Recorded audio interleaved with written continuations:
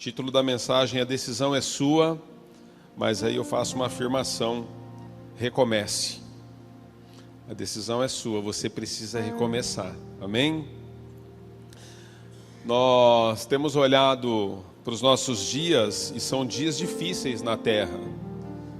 Nós temos assim, às vezes alguns polos que não podem se conectar porque eles dão faíscas. E esses dias difíceis exigem de nós sempre uma posição, tomada de decisões em todas as áreas da vida. E eu queria que você pudesse pensar um pouquinho a respeito da sua caminhada cristã e do posicionamento que Deus espera de você como pessoa, em todos os sentidos da vida. Eu percebo que nós, como seres humanos, nós temos uma habilidade tremenda de criarmos pontos de tensões. É assim com você? Nós tensionamos, irmãos. Eu não sei para que tensionamos tanto. A vida seria tão mais leve se nós pudéssemos ter maturidade em tensionar menos. Às vezes uma brincadeira, às vezes uma situação, às vezes coisas das quais você poderia passar batido, tá tudo certo, vida que segue, né? Torna a vida mais leve. Olhando para a igreja de Filipenses, Paulo escreve a essa igreja, e na carta aos Filipenses, melhor dizendo, o Paulo ele deixa claro, queridos, claro, como ele era grato àquela igreja por ter tornado a vida dele mais leve. Uma igreja que tornou a vida do apóstolo, o seu ministério, a sua caminhada mais leve do que as outras igrejas que pesaram para Paulo. Muitas vezes Paulo teve que intervir de maneiras difíceis em algumas igrejas pelas quais ele passou, e ele estava sempre tensionado com a preocupação de resolver conflitos e problemas, mas ele faz e tece muitos elogios a essa igreja de Filipos. Então a igreja de Filipenses, nós precisamos aprender muito com ela. E eu desejo isso para você, porque à medida que você aprende a distensionar, eu só queria também que você entendesse o seguinte: fora da sua casa você é um reflexo do que você é dentro. Se você tensiona demais aqui fora, eu fico muito preocupado com a sua família, porque não deve ser diferente em casa. Olha lá se não for pior, porque lá você de fato demonstra quem é, você tem liberdade porque está no meio dos seus. E às vezes eu percebo coisas que poderiam ser evitadas, mas elas não são, porque nós não estamos observando o todo. Às vezes nós olhamos assim, de maneira muito limitada para aquilo que estamos vivendo. Eu quero falar com você, em Gênesis nós temos a narrativa do desfecho da história de Jacó. Jacó, vocês sabem, né, amados? Jacó, ele é levantado por Deus, através de Jacó vem as 12 tribos de Israel. Então, dos filhos de Jacó, Deus suscita uma nação para si. E Deus, então, inicia esse trabalho até que o Messias venha ao mundo.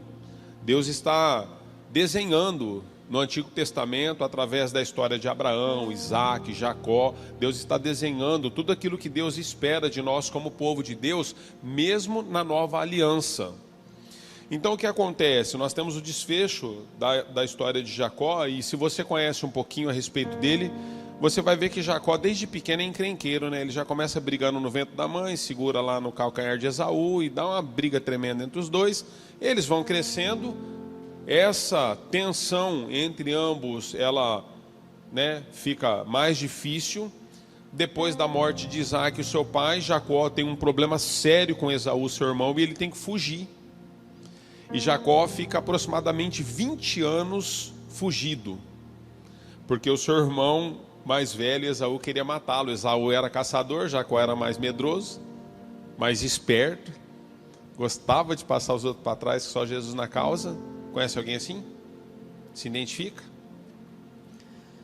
Jacó, então, nesses 20 anos aí que ele está meio foragido, ele recomeça, né, alguns pontos da sua vida.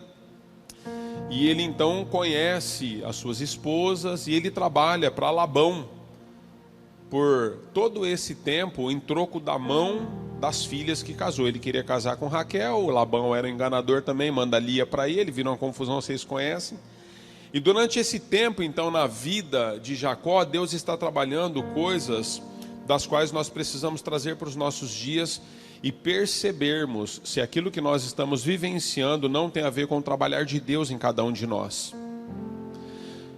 Eu às vezes percebo que nós atribuímos a Deus aquilo que Deus não tem nada a ver com isso, e aquilo de fato que Deus está fazendo nós não percebemos. Porque nós temos tomadas de decisões, amados, em relação às nossas questões morais, os nossos relacionamentos, em relação àquilo que nós já recebemos de Deus, a maneira como comunicamos, como nos posicionamos, como decidimos lidar com aquilo que nós recebemos de Deus. Nem sempre eu e você lidamos com isso de uma boa maneira. O que que isso traz para mim e para você? Traz consequências de colheitas.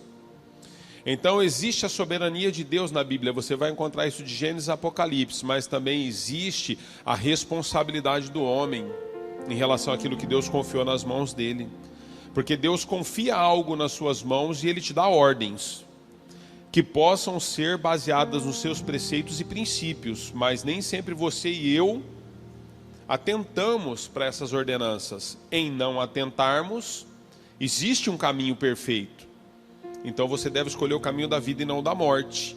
Deuteronômio capítulo 28. Mas nós às vezes vacilamos, né? Então depois desse tempo de dificuldades de Jacó, agora ele está lá com Labão, já casou, tal. Jacó ele precisa retornar, Deus chama Jacó de volta. Deus traz um trilho, né, para ele, que ele deveria voltar, se consertar com o seu irmão. Você conhece os textos. Então lá em Gênesis você vai ver um concerto de Jacó no seu retorno com Esaú. Houve uma tensão nesse concerto, mas graças a Deus tudo terminou bem. E nesse concerto, então, após o concerto com Esaú, Jacó ele decide ir para a terra de Siquém. Na terra de Siquém ele se estabelece de fato e de verdade. E dali Deus começa uma obra na vida dele. Acontece, amados, que em Siquém ele tem um problema. Uma das suas filhas, ela é violentada. Os seus irmãos, eles ficam cabreiros com aqueles que violentaram a irmã, e eles decidem vingança com mãos humanas, vingança própria. E eles então derramam muito sangue inocente para vingar a irmã que havia sido estuprada. Jacó está iniciando a vida de retorno dele e ele fica muito preocupado. Por quê? Porque na verdade, com o derramar do sangue, eles ficam nas mãos dos cananeus, porque os irmãos da irmã violentada, da filha violentada, arruma um grande problema lá de derramamento de sangue com os cananeus. E Jacó falou, é o nosso fim, porque nós estamos começando, eles vão se unir agora, eles vão acabar com a nossa descendência, eles vão acabar conosco, eles vão nos exterminar da face da terra. Jacó entra numa crise. Quando Jacó entra nessa crise toda, depois desse pano de fundo, Deus restabelece um concerto de fato e de verdade com Jacó. Então Deus manda Jacó voltar a Betel, ordena para que ele volte a Betel, para que ele então de fato agora recomeçasse de maneira certa e do zero. Nós estamos em Gênesis 35 verso 1, ok? Essa narrativa para chegar aqui em Gênesis 35. Verso 1 de Gênesis 35, está no telão, mas se você quiser abrir a sua Bíblia, seu smartphone, enfim. Diz assim: disse Deus a Jacó, suba a Betel e se estabeleça lá, e faça um altar ao Deus que lhe apareceu quando você fugia do seu irmão Esaú. Disse, pois, Jacó da sua casa e a todos os que estavam com ele, livrem-se dos deuses estrangeiros que estão entre vocês, purifiquem-se e troquem de roupa. Venham, vamos subir a Betel, onde farei um altar ao Deus que me ouviu no dia da minha angústia e que tem estado comigo por onde tenho andado. Então entregaram a Jacó todos os deuses estrangeiros que possuíam e os brincos que usavam nas orelhas, e Jacó os enterrou ao pé da grande árvore próximo a Siquém. Quando eles partiram, o terror de Deus caiu de tal maneira sobre as cidades ao redor que ninguém ousou perseguir os filhos de Jacó. Jacó e todos os que com ele estavam chegaram à Luz, que é Betel, na terra de Canaã. Nesse lugar construiu um altar e lhe deu o nome El Betel, porque ali Deus havia se revelado a ele quando fugia do seu irmão. Pai, nós te louvamos pela tua palavra, que o Senhor possa nos dar graça, Senhor, uma manhã, Senhor, de concertos, nós cremos nisso. A ceia, na verdade, Senhor, é a extensão do seu amor e da sua misericórdia sobre as nossas vidas, e nessa manhã nós oramos para que o Senhor possa mudar a nossa sorte. Colocamos esse culto nas tuas mãos, nossa mente, as nossas emoções, toda preocupação demasiada, Senhor, com aquilo que está lá fora, possa ser subjugada e estabelecida debaixo do governo da sua autoridade. Leva-nos cativos a entender aquilo que o Senhor tem como libertação para as nossas vidas, em nome de Jesus, amém. Amados, Jacó, ele decide recomeçar, instruído por Deus agora a voltar a Betel e construir um altar para Deus. Jacó, ele decide que havia uma maneira melhor de se reestruturar, debaixo da vontade do Deus que ele considera agora o Deus libertador, o Deus que o acompanha, o Deus que cuida dele, o Deus que o livrou da ira do seu irmão e de todas as intempéries da vida. Ele reconhece que Deus era soberano e absoluto sobre todas as coisas. E ao decidir recomeçar, Deus dá instruções a Jacó. E uma das instruções que Deus dá a Jacó, Deus diz: olha, Jacó, você deve voltar a Betel. Mas você precisa, não só você, a sua família e o seu povo, vocês precisam se santificar. Então, Deus dá a instrução. Sabe como você deve se santificar, Jacó? Você deve tirar do meio de vocês todos os ídolos e deuses estranhos que vocês carregam.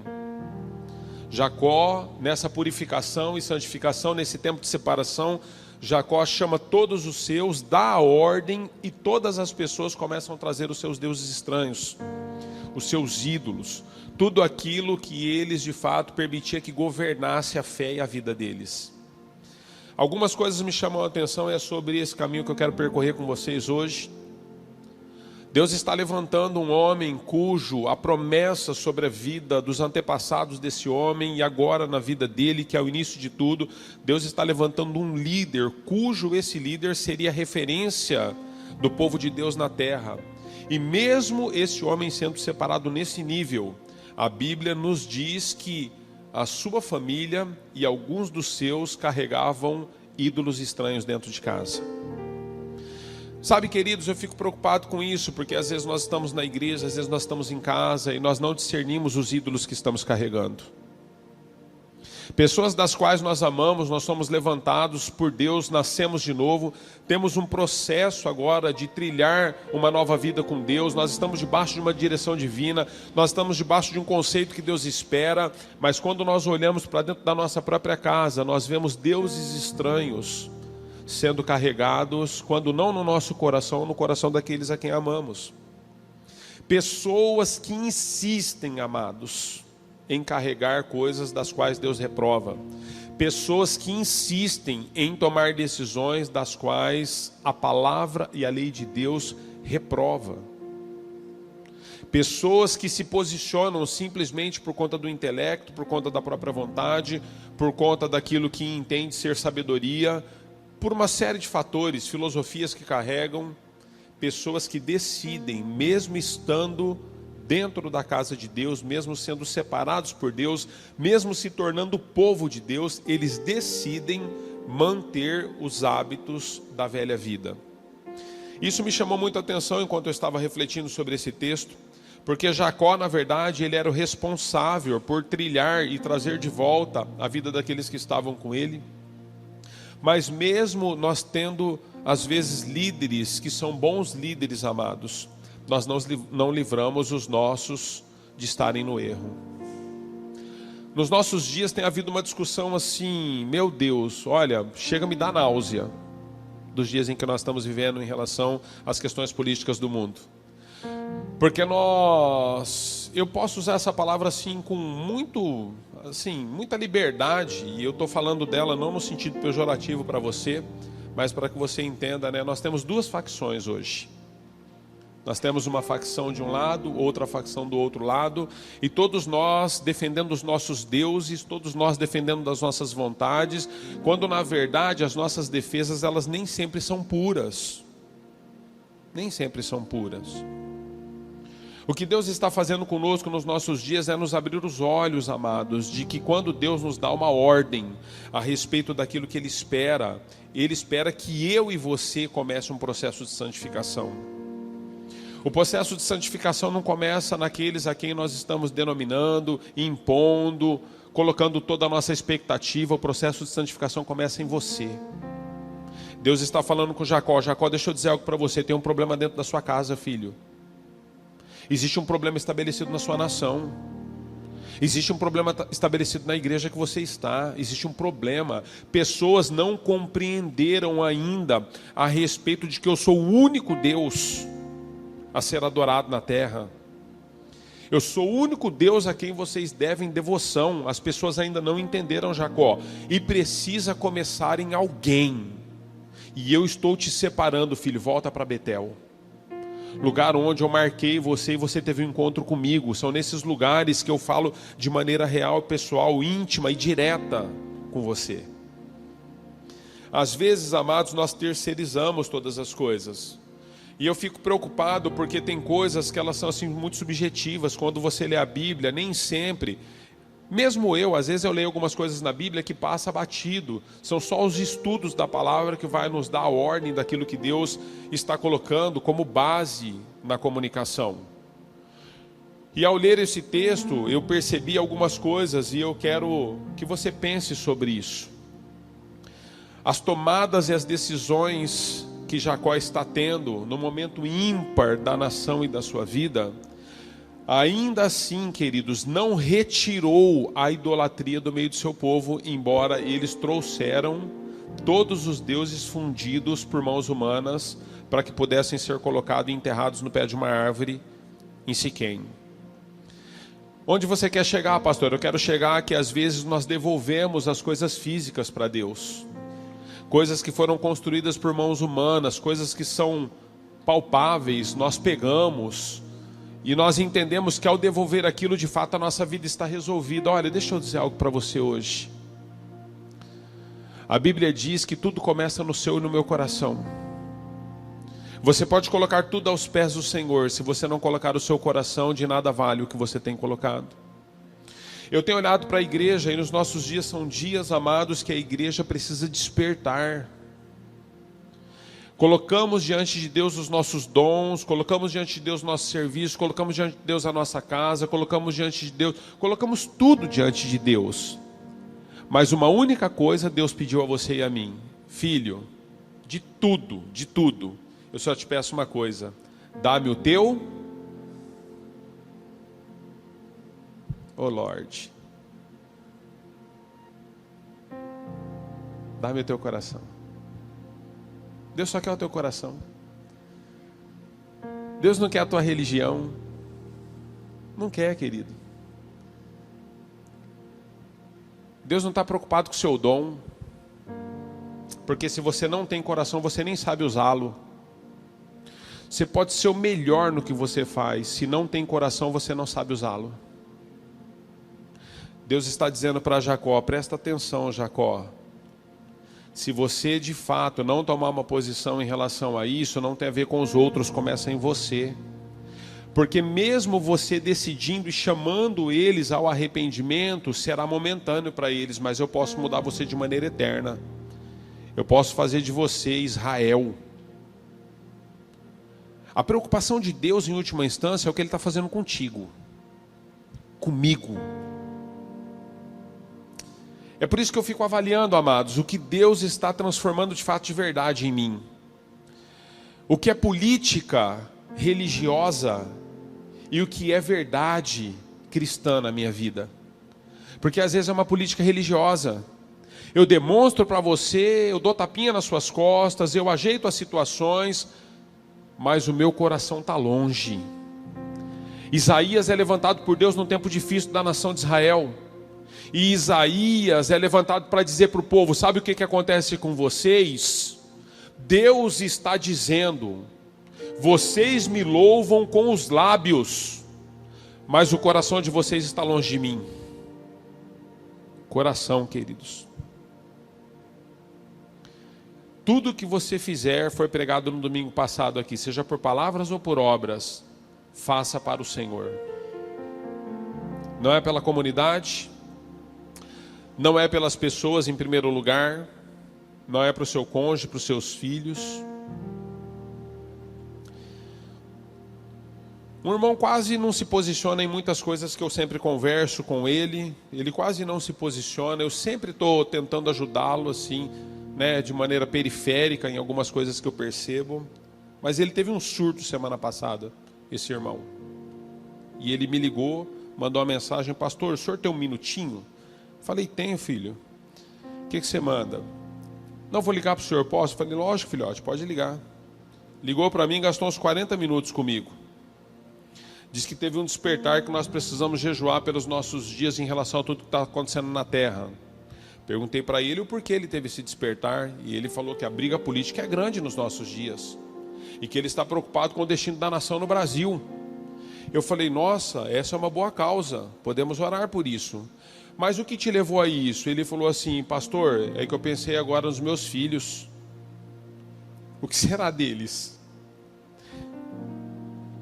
Resumo da ópera, irmãos. Eu acompanho esse irmão há uns 15 anos.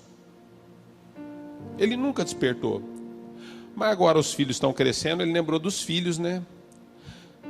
Quando mexe no seu bolso, quando mexe nos seus filhos, as coisas têm sentido para você.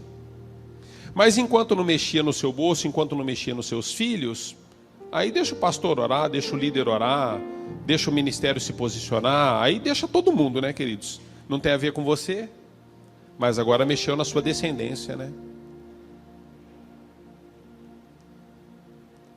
Não preciso nem terminar, né? Mais ou menos a minha conversa, vocês entenderam como é que foi com ele, né? Sabe, amados, nós precisamos compreender que Deus está começando algo em mim e em você. E quando Ele começa em mim e em você, não é a terceirização daquilo que Ele está fazendo em nós que é a resposta para a humanidade.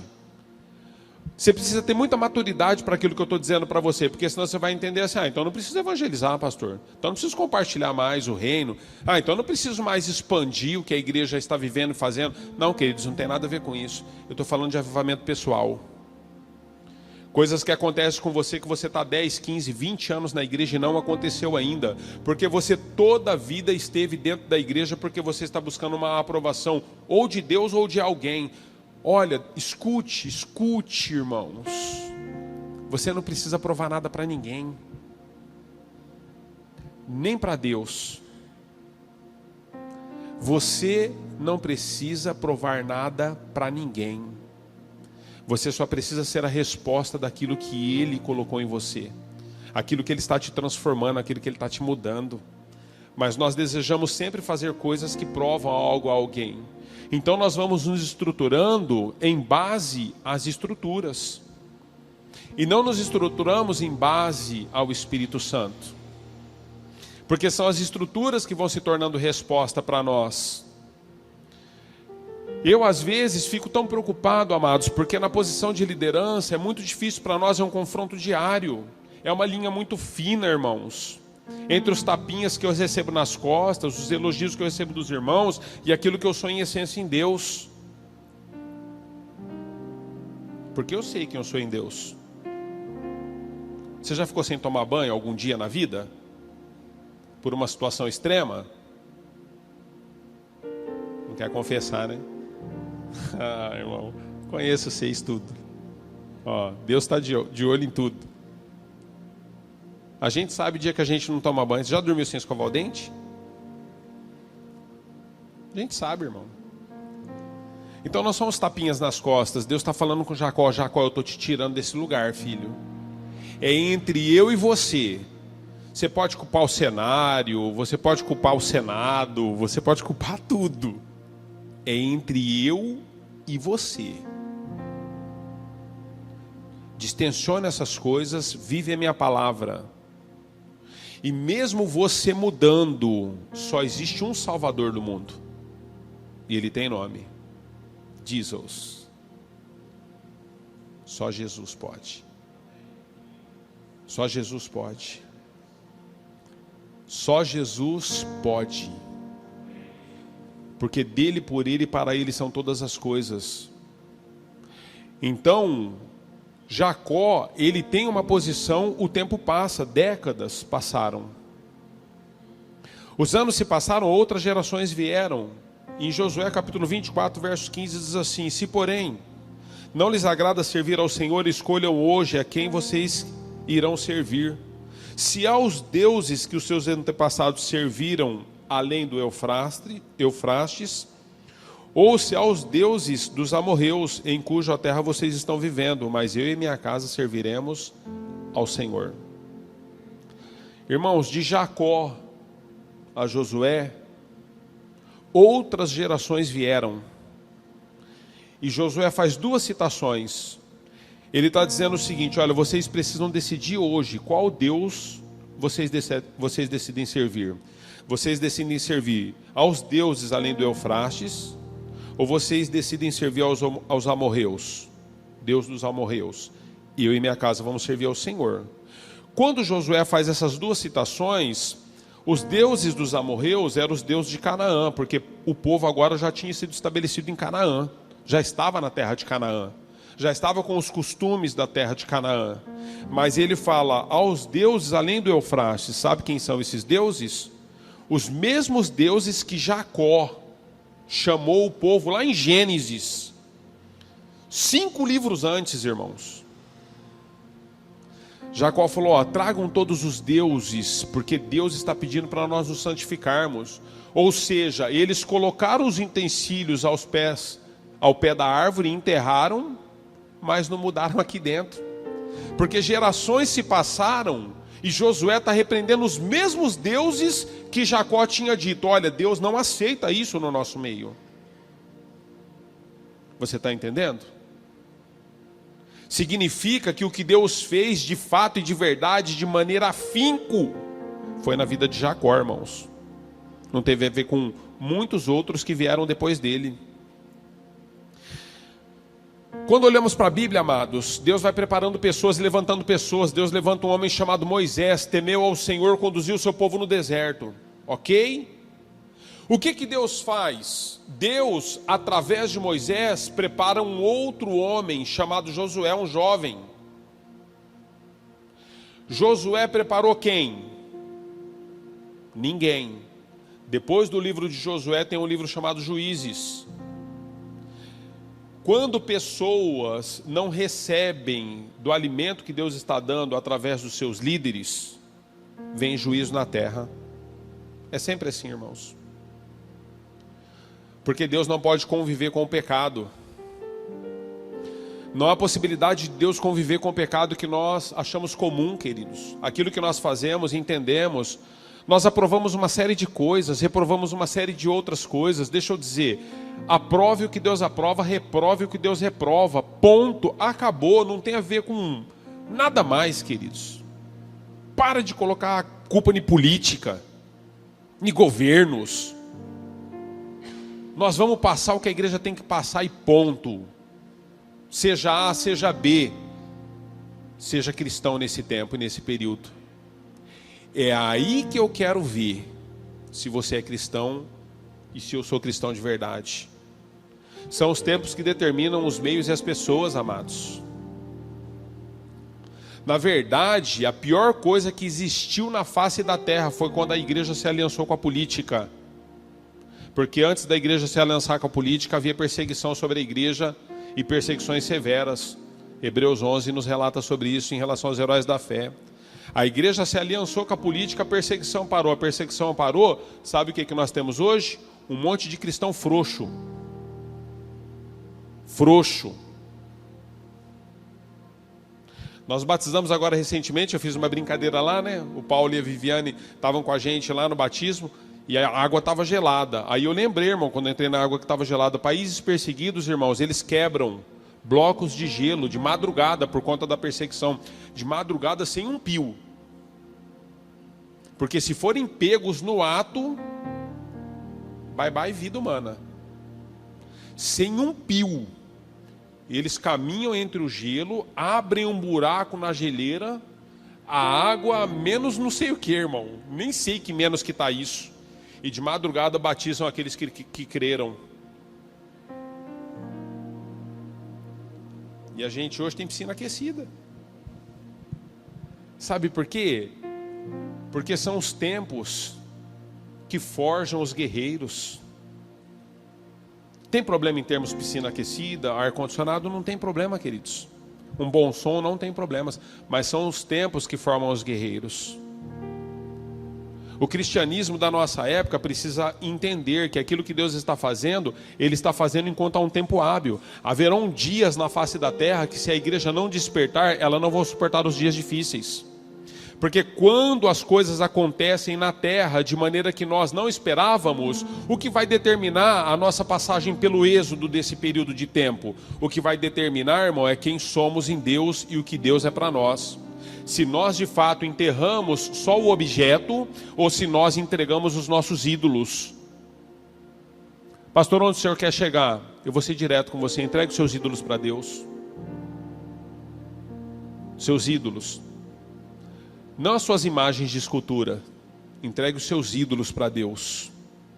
Deixa Deus te governar. Para de brincar com o cristianismo. Você não disse que você nasceu de novo? Quantos creem que nasceram de novo? Você não disse que Jesus agora é o Senhor da sua vida? Quantos creem nisso? Então por que você não deixa Ele te governar?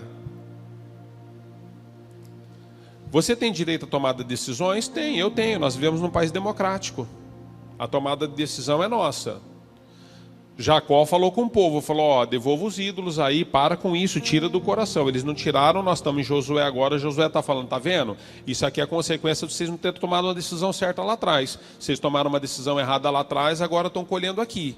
E vão colher pior daqui para frente, porque depois de mim vem o juízo. O livro de Juízes, cativeiro, sentença, não tem conversa. Babilônia, chicote vai estralar para vocês. Está tudo certo, decisão de vocês, se vocês quiserem. Mas deixa eu dizer para você, se você está dizendo que Jesus governa a sua vida, você tem direito às suas tomadas de decisões, mas tomem elas à luz da palavra. Perceba o que está por trás de quando você vai decidir em relação à sua vida pessoal. Amados, parece que eu estou falando de política, né? Não estou falando de política, queridos. Estou bem tranquilo. Tem a ver com a política também, mas eu estou indo além. A minha esperança com você hoje é falar da sua vida, da minha vida, decisões que nós estamos tomando em todas as áreas da nossa vida. Você tem dito não para coisas que Deus está dizendo sim, e você tem dito sim para coisas que Deus abomina e está dizendo não. Essa é a questão da igreja. Eu, como pastor, trato de coisas, amados. E eu não consigo entender. Olha, cada dia que passa eu compreendo mais o apóstolo Paulo. Paulo falou assim com a igreja. Eu não queria estar trazendo uma palavra dura no dia de ceia. Eu queria estar dando aqui para você confete, né, fogos de artifícios. Queria estar aqui no topo de tudo, né? Mas Paulo chegou a uma conclusão que eu passei a entender Paulo a cada dia. Porque Paulo falou assim, igreja, deixa eu dizer algo para vocês. Eu queria estar dando comida sólida para vocês. Mas vocês me obrigam novamente a dar para vocês o leitinho. Até quando vocês vão tomar leite? Porque como pastor, amados, eu vejo nós avançando. E nós avançamos e daqui a pouco parece que a igreja vai romper com os céus. Aí durante a semana só começa a pipocar as coisas. De pessoas que estão há 10, 15, 20 anos caminhando com Cristo, parece que sequer eles conhecem a Deus. Eu não consigo entender. Como pode Jesus entrar na sua vida e não mudar a sua estrutura? Como pode Jesus entrar na sua vida e você não abandonar os ídolos que te governavam? Como pode Jesus entrar na sua vida e você continuar com os mesmos desejos, sincretismos, com as mesmas atitudes, com o mesmo coração? Com a falta de perdão, falta de amor, falta de consideração, falta de entrega, falta de convicção bíblica, falta de envolvimento. Como pode, queridos? Não pode. Não pode. Ontem eu estava conversando com um grupo de irmãos, lembrando do tempo da minha conversão. 28 anos, agora eu estou definido, irmão, 28. Eu nunca lembrava se era 27, 26, 25. Até que a minha esposa falou, amor, você está com problema? É 28. Falei, tá bom, amor, 28. Ela tem que me lembrar quando for 29, porque eu fui falando 28 agora até. O que acontece? Eu estava lembrando, irmãos, e aí um irmão citou umas coisas, eu fui numa confraternização de célula, e eu tenho alguns irmãos que estão na igreja que a gente andávamos juntos, né, na época do Egito, assim. Aí ele lembrou de algumas coisas, sabe o que eu citei? Eu falei assim, pois é, né, irmão, você vê quando Deus entra na vida de uma pessoa, o que ele faz? Como ele muda, como ele transforma, como a essência da gente não consegue ser a mesma. Onde abundou o pecado, superabundou a... Então faça a graça valer a pena, com as decisões que você está tomando, em relação a tudo que Deus está confiando nas suas mãos. Jacó teve 2 mulheres, filhas de Labão, uma delas ele amava, por ela que ele trabalhou e foi enganado, chamava-se Raquel. Se você conhece o texto bíblico, você sabe disso. Raquel, em Gênesis 31, queridos, recebe a visita do seu pai, já estava casado com Jacó, indo embora de casa. Jacó havia sido liberado, e em meio ao caminho, Labão pega muitos dos seus guerreiros e alcança eles na trajetória de viagem. E entra dentro da tenda, bravo, da tenda de Jacó. E Jacó então fica com medo. Em Gênesis 31 diz assim: Jacó respondeu a Labão: tive medo, pois pensei que você tiraria suas filhas de mim à força. Quanto aos seus deuses, Labão estava procurando os seus deuses. Alguém havia roubado os ídolos de Labão. Quanto aos seus deuses, quem for encontrado com eles não ficará vivo. Sentença de Jacó sobre quem estava escondendo os ídolos de Labão. No final do versículo diz assim: ora, Jacó não sabia que Raquel os havia roubado, esposa a quem ele amava, irmãos. E ele deu uma sentença. Quando você olha para a história de Israel, Jacó agora se torna Israel. Quando você olha para a história de Israel, a primeira pessoa da família que ele perde é Raquel. É a primeira que morre. A primeira. Porque ele declara, né? Labão, eu não estou com seus ídolos. A Bíblia diz que Raquel, assustada com o pai, que o pai era bicho grilo. O que ela fez? Ela pega a sela do seu camelo, coloca os 2 ídolos que havia roubado debaixo da célula, senta em cima, aí deram uma geral na casa, ela falou: pai, me perdoa, não posso levantar, porque eu estou nos dias de fluxo de mulher. Então eu vou continuar sentado. O pai falou: então fique sentada. Aí eles procuram, vasculham tudo e não acham os ídolos. Estava debaixo da cela que ela estava sentada. E ela mente para o pai e está com os ídolos. Ela é a primeira a morrer. Nós morremos, amados, por não abrir mão daquilo que Deus está pedindo que abramos. Deus está pedindo coisas para nós ao longo dos anos, ao longo dos dias, semanas, meses. Deus está nos ensinando segundo a sua palavra, mas a gente insiste em continuar. Muda de vida, não mude de igreja.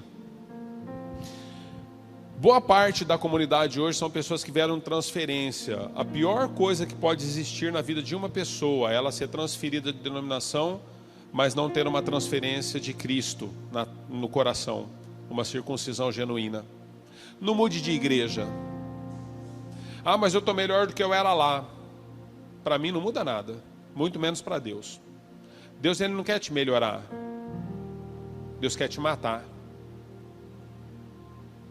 Porque a Bíblia diz que se o grão de trigo cair na terra não morrendo, ele vive só. Haverá um momento na história da humanidade, amados, que muitas pessoas vão colher isso, o fim deles é sozinho.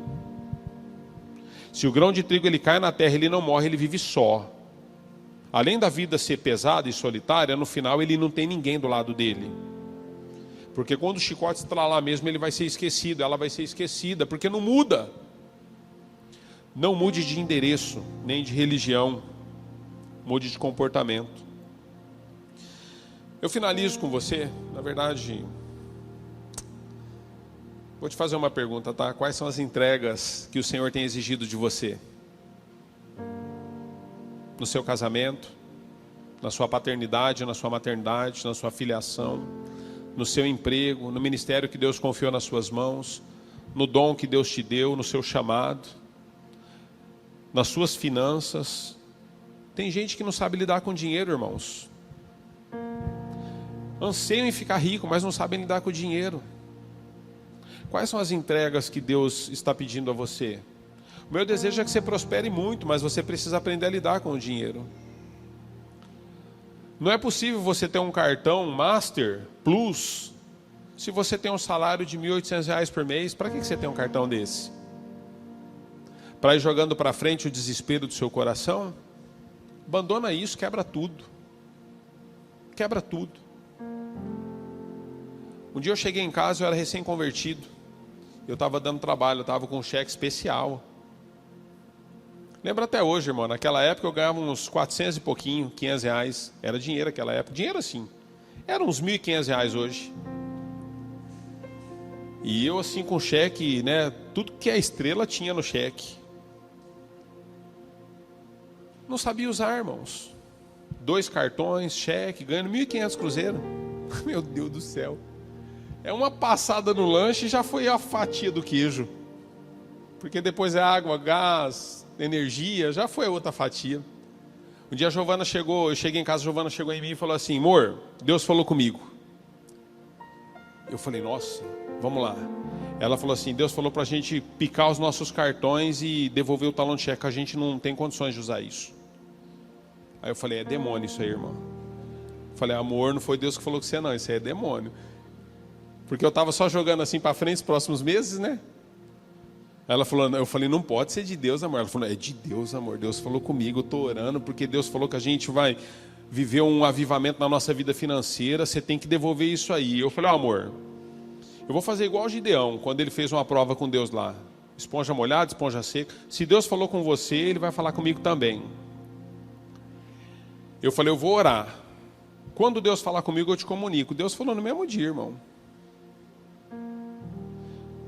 Ajoelhei e comecei a orar, irmão. Lembro até hoje. Eu tinha o costume de orar no banheiro. Era um espaço que eu entrei no banheiro da minha casa lá, tranquei, ajoelhei, rosto no chão, choro, lágrima. Falei, não, Senhor, expulsa esse espírito ruim que entrou na minha mulher, em nome de Jesus, me dá uma direção, porque agora como é que eu vou fazer? Porque eu ganho só 1.500, como é que eu vou, né? Eu tenho que pagar o que eu já estou para frente. E como que eu vou conseguir viver sem poder fazer o... E entrei em desespero. Aí, tô lá, biblinha aberta no chão. Aí aquele negócio meio mágico assim, né, irmão? Nós somos novo convertido, a gente quer umas respostas meio mágicas, né? Você vê, ó, o versículo gravou no meu coração, nunca mais esqueci. Ele abria assim, caiu em Amós, capítulo 3, verso 3. Amós é até um livro difícil de achar na Bíblia. Você procura ele assim, ele é quase um conto de fada. Ele é ligeiro assim. Eu abri, caiu em Amós, capítulo 3, verso 3, e diz assim: como andarão dois juntos, não havendo entre eles acordo? Eu falei, o Espírito Santo não está de bom humor. Comecei a folhear para ver se achava alguma coisa que me embasava. Sabe onde caiu? Aquele que quiser ser o meu discípulo, negue a si mesmo. Tome a cada dia a sua cruz e siga-me. Peguei o cartãozinho assim, olhei para ele, comecei a despedir. Fiz um funeral. Fiz todo um... Mandei a tesoura, falei, amor, é isso mesmo, vamos para cima. O que eu quero dizer para você, irmão? São ídolos. Que em dados momentos das nossas vidas, Deus vai exigir de nós alguns ídolos.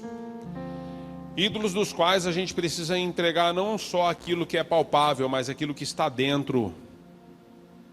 Qual é o seu? O que Deus tem exigido de você? Eu vi uma frase, né? Tive contato com uma frase.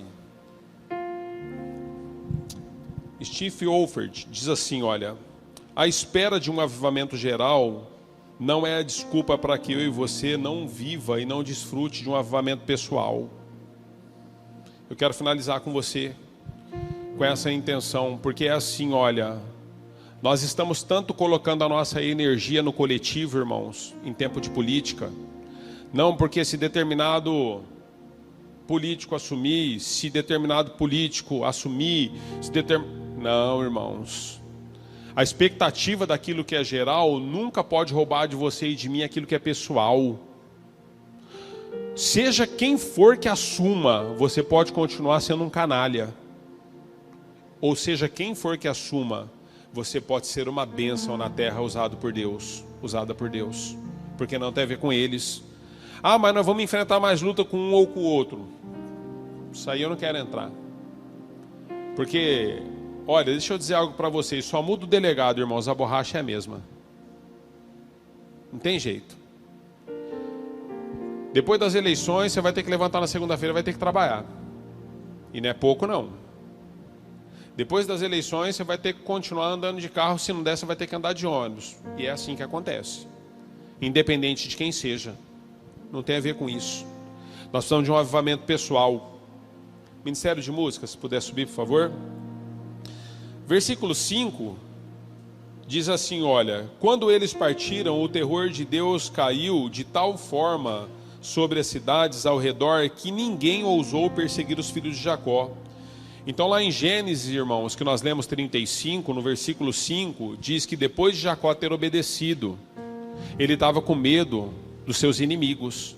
Mas depois da obediência de Jacó, tem a ver com Jacó, irmãos, prestem atenção nisso, tem a ver com uma pessoa. Depois da obediência de Jacó, o que acontece? Jacó estava com medo dos seus inimigos, mas ele foi embora daquele lugar e ninguém ousou a perseguir, nem ele, nem os seus filhos. Está nos falando de descendência. Você fala assim, eu quero deixar um país melhor para os meus filhos. Você fica preocupado com a urna. Não é a urna que vai deixar um país melhor para os seus filhos. O que vai deixar um país melhor para os seus filhos é o seu cristianismo. É isso, irmãos. É você ser cristão independente da circunstância. É você tomar as decisões certas. Você quer que os inimigos não persigam a sua descendência? Obedeça a Deus enquanto você pode. Você quer que os inimigos de fato não se levantem contra você? Não ousem contra você? Obedeça a Deus enquanto você pode. Faça o que é certo, a decisão é sua. Recomece. Quando vocês recebem essa palavra, digam. Queria que vocês colocassem em pé. Murilo vai nos ajudar, nós temos o momento da ceia. Mas eu quero orar por você. Nós temos alguns minutos. Se você puder abrir suas mãos. Eu quero orar por você para que Deus te dê foco. Foco no que você está vivendo. Senhor, no nome de Jesus, Pai, nós temos sido advertidos pelo Teu Espírito, Senhor, em um tempo de caos na terra, em um tempo tão difícil, Senhor. Em um tempo onde nós denominamos que o maior problema que nós temos, ele se dá no campo político, mas nós como igreja temos os nossos olhos abertos, Pai. O nosso maior problema não se dá no campo político, o nosso maior problema se dá entre o bem e o mal, entre o certo e o errado, o claro e o escuro, entre Deus e o diabo. Esse é o nosso maior problema, Pai.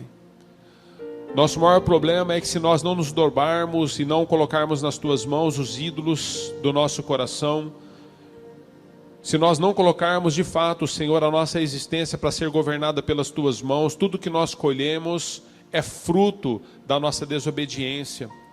Então, Pai, no nome de Jesus, Senhor, dá-nos uma atitude que nós possamos ser transformados na essência. Eu quero orar por mim e pelos meus irmãos, Pai, diante do quadro em que nós estamos vivendo, que todo o resultado da nossa vida futura, dos nossos descendentes, Pai, todo o resultado seja pautado na Tua palavra, que é fiel e justa. Por isso nós confiamos, Pai, que nós não seremos perseguidos se tomarmos as decisões corretas na vida, como não ousaram a perseguir nem a Jacó e nem os seus filhos. Guarda os nossos filhos, Pai, guarda a nossa própria vida, segundo a Tua palavra. Perdoa-nos os pecados cometidos e perdoa-nos, ó Deus, aquilo que nós não temos às vezes percebido, segundo a Tua palavra, em nome de Jesus. Amém e amém.